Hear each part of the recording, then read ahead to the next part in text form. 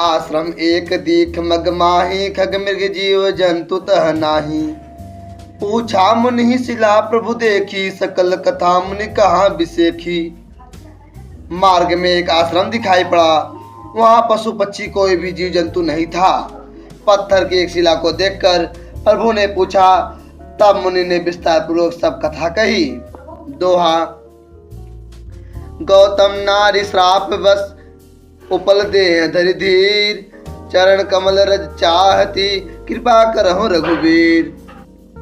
गौतम मुनि की स्त्री अहल्या शापवश पत्थर की देह धारण किए बड़े धीरज से आपके चरण कमलों की धूलि चाहती है। हे रघुवीर, इस पर कृपा कीजिए। पर सतपद पावन शोक न सावन, प्रगट भई तप पुंज सही, देखत रघुनायक जन सुखदायक, सन्मुख होई कर जोई रही। अति प्रेम अधीरा पुलक शरीरा, मुख नहीं आवै बचन कही, अतिशय बड़ भागी चरण ने लागी, जुगल नयन जलधार बही। श्री राम जी के पवित्र और शोक को नाश करने वाले चरणों का स्पर्श पाते ही सचमुच वह तप मूर्ति अहल्या प्रकट हो गई। भक्तों को सुख देने वाले श्री रघुनाथ जी को देखकर वह हाथ जोड़कर सामने खड़ी रह गई। अत्यंत प्रेम के कारण वह अधीर हो गई। उसका शरीर पुलकित हो उठा, मुख से वचन कहने में नहीं आते थे।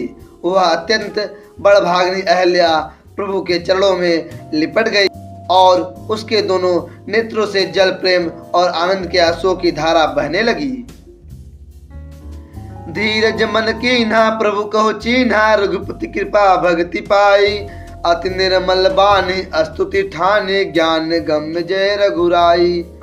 मैं नारी अपावन प्रभु जग पावन, रावण रिपुजन सुखदाई, राजीव विलोचन भव भय मोचन, पाहि पाहि शरण नहीं आई।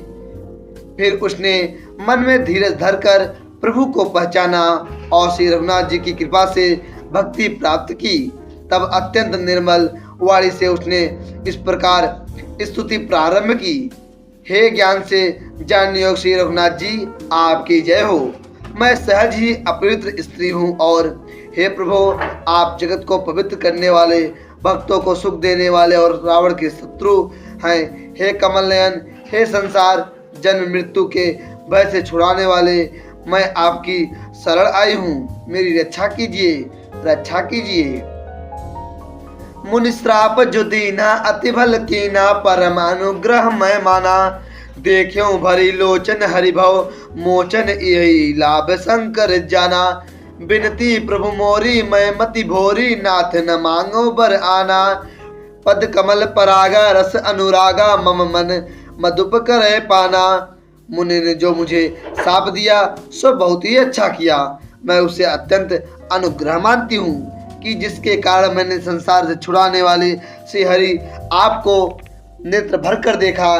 इसी आपके दर्शन को शंकर जी सबसे बड़ा लाभ समझते हैं। हे प्रभु, मैं बुद्धि की बड़ी भोली हूँ। मेरी एक विनती है, हे नाथ, मैं और कोई वर नहीं मांगती, केवल यही चाहती हूँ कि मेरा मन रूपी भौरा आपके चरण कमल की रज के प्रेम रूपी रस का सदा पान करता रहे। जय पद सुर सरिता परम पुनीता, प्रकट भई शिव शीस धरी, सोई पद पंकज जय पूज्यत अजमम, सिर धरे ओ कृपाल हरि। यही भांति सिधारी गौतम नारी, बार बार हरि चरण परी, जो अति मन भावा सो बरु पावा, गए पति लोक आनंद भरी। जिन चरणों से परम पवित्र देव नंदी गंगा जी प्रकट हुई, जिन्हें शिव जी ने सिर पर धारण किया और जिन चरण कमलों को ब्रह्मा जी पूजते हैं, कृपालु हरि आप उन्हीं को मेरे सिर पर रखा। इस प्रकार स्तुति करती हुई बार बार भगवान के चरणों में गिरकर जो मन को बहुत ही अच्छा लगा, उस वर को पाकर गौतम की स्त्री अहल्या आनंद में भरी हुई पति लोक को चली गई। दोहा। अस प्रभु दीन बंधु हरि कारण, रहित दयाल, तुलसीदास सठते ही, भजु छाड़ी कपट जंजाल। प्रभु श्री रामचंद्र जी ऐसे दीन बंधु हैं और बिना ही कारण दया करने वाले हैं।